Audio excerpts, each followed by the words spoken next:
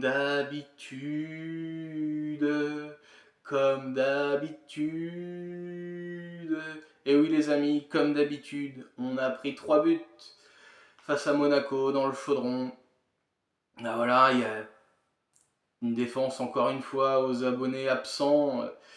Et pourtant on commençait comme d'habitude, pressing haut. Deuxième minute de jeu, paf, but d'Akliouche sur un contre, on presse haut, on perd le ballon, hop, les Monégasques arrivent en surnombre, bien joué de leur part d'ailleurs, un très beau mouvement. Et Akliouche la pousse au fond, ça fait 1-0, une petite clim déjà, hop, on commençait bien le match. Et puis la deuxième mi-temps, la première mi-temps plutôt compliquée, l'Arseneur a fait un arrêt, Cardona a fait un petit lob qui aurait pu finir au fond même si ça passe loin, et Léo Petro a eu une belle situation en fin de première mi-temps où au lieu de tirer, en tentant de tirer, il tape le talon droit au lieu de frapper du gauche, et il n'y aura pas plus.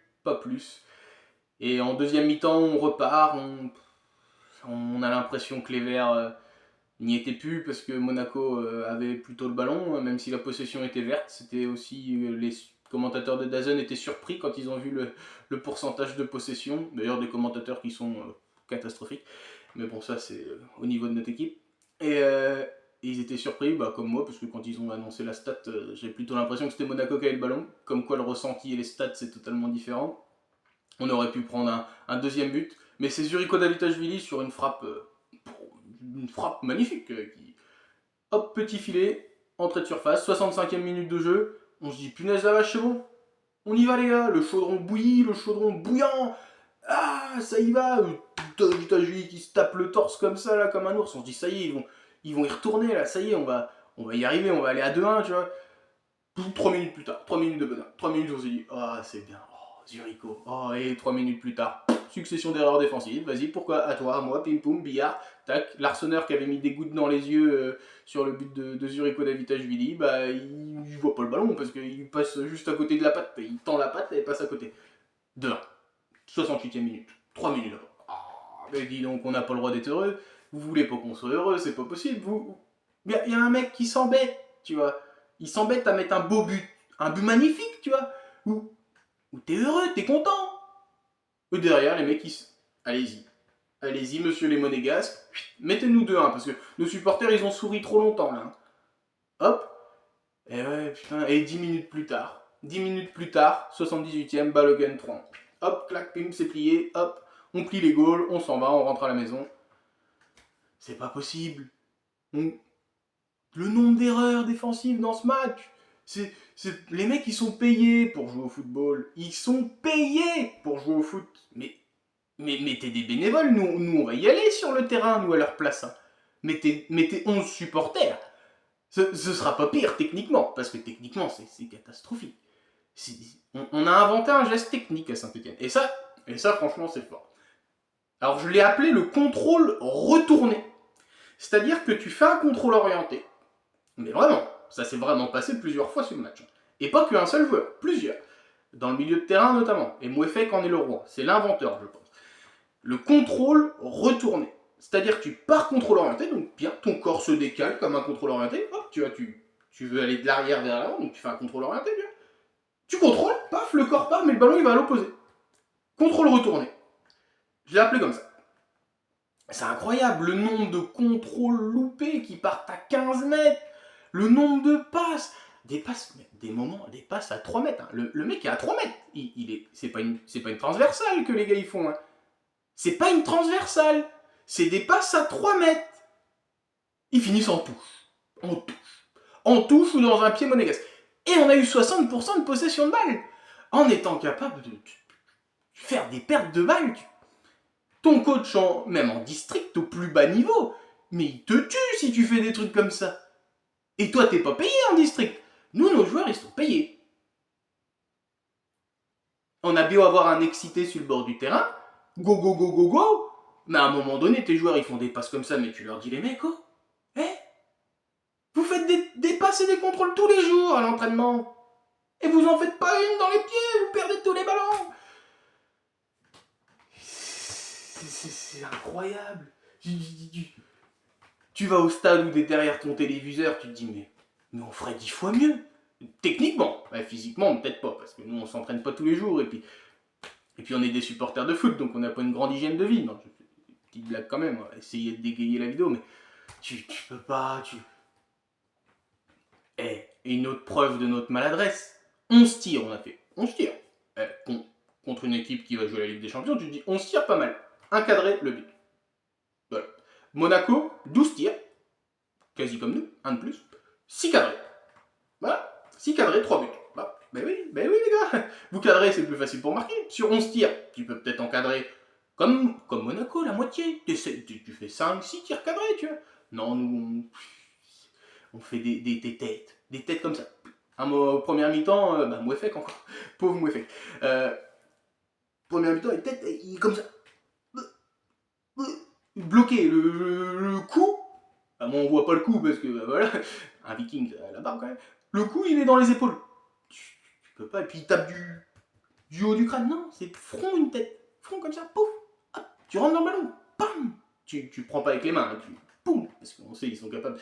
Mais non, mais sans déconner, c'est une horreur. Enfin, on va tout droit en Ligue 2. Alors, le supporter de Saint-Etienne, le fan des Verts, croit bien sûr au maintien parce qu'il reste 2 matchs. Et on n'est qu'à un point en attendant de savoir ce que va faire le Havre cet après-midi. Et Angers, on n'est qu'à 3 points. Donc le fan de Saint-Etienne, il croit forcément. Mais le mec qui aime le foot, le gars qui regarde le foot, le fan de foot, il voit bien les carences de son équipe. Il voit que ça va pas, que forcément il y aura descente et que l'équipe n'a pas le niveau. Et un autre truc qui m'agace, c'est les choix du coach. T'envoies pas Nguessan 16 ans sur le front de l'attaque comme ça. Alors ça n'a pas été le plus mauvais Nguessan. Il s'est battu, il a fait des trucs intéressants pour un gars de son âge, tu vois. Mais face à Singo de Monaco, t'envoies pas un petit quoi. C'est impossible. Tu remplaces Tassin par Nguessan, alors que t'avais Sissoko, mais il aime pas Sissoko. Sissoko, il aurait pu garder des ballons.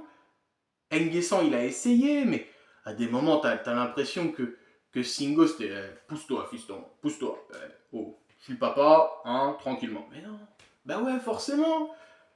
Il a l'air d'avoir des qualités, ce petit Nguessan en plus. Je suis sûr que ça peut devenir un joueur plutôt bon. Plutôt un bon joueur. Mais tu l'envoies pas, là, il va au casse-pipe, là, il se fait un peu martyriser, le pauvre gamin, mais ça, c'est les choix. Tu peux pas faire ça. Tu joues le maintien. T'es pas tranquille au milieu de tableau où tu te dis bon bah voilà, on peut tester des jeunes pour l'année prochaine pour voir. Non, on a besoin de points. On met des mecs qui peuvent nous faire gagner des points. On met devant, on met Sissoko qui est costaud ou on met Wadji qui a de la vitesse. Wadji a fait une entrée, j'ai trouvé moi personnellement plutôt intéressante parce qu'il a fait quelques différences avec sa vivacité, etc. Même s'il est comme les autres, de toute façon il sait pas faire une passe. Mais voilà, tu mets autre chose. Après, on peut se dire, bon, avec l'insouciance, etc. Mais non, tu le fais rentrer à la limite, au moment où David Ashvili égalise. Paf, tu le fais rentrer, parce qu'avec le chaudron qui pousse, là, un gamin, il peut se sentir pousser des ailes. Mais tu le lances pas comme ça. De toute façon, cette saison, c'est une succession d'erreurs. Une succession d'erreurs au mercato. On le voit bien, des joueurs qui jouent peu de cet été et des renouvellements de contrats tardifs, mais ça c'est voilà, on veut pas de Cardona parce qu'il coûte trop cher à l'été, mais on le prend à l'hiver. Voilà, c'est des successions comme ça d'erreurs. Puis nos coachs ont fait des successions d'erreurs, alors même si Odo finalement a un bilan meilleur que notre Norvégien, bien sûr. Mais voilà, on a bon, Odo sait ce que c'est à peu près la Ligue 1 parce qu'il a été entraîneur de Ligue 1, mais après on prend à l'hiver un entraîneur qui sait pas ce que c'est la Ligue 1. Et lui, il est là. Bah, moi, je garde mes idées de jeu. Pam, parce qu'il nous avait dit peut-être 2 attaquants. Eh ben, faut peut-être changer, mais trop tard maintenant. Le mal est fait, en fait. Le mal est fait. Et pour finir cette vidéo, je voudrais dire un mot sur nos supporters qui ont encore été incroyables. Hein. Nos 2 copes ont poussé du début à la fin, malgré le score. Alors, il y a eu quelques sifflets, forcément, en fin de première mi-temps. Et à un moment donné, parce que ça jouait à la baballe au milieu de terrain alors qu'on était en train de perdre. Mais voilà, faut quand même louer le fait qu'il n'y ait pas, eu d'incident après le match, parce qu'on aurait pu croire à des incidents forcément. Mais voilà, ils ont continué d'applaudir. À la fin, bah, il y a eu le fameux "on veut une équipe digne de son public" et il y a eu des encouragements après. Donc voilà, de toute façon, c'est l'union sacrée maintenant. On fait pas de bêtises. On fait pas de bêtises. Même s'il y a descente, voilà, on continue d'encourager tout le monde. Et toi en commentaire, dis-moi si Saint-Etienne va rester en Ligue 1 ou si Saint-Etienne va descendre. C'était le Viking vert. Ciao ciao.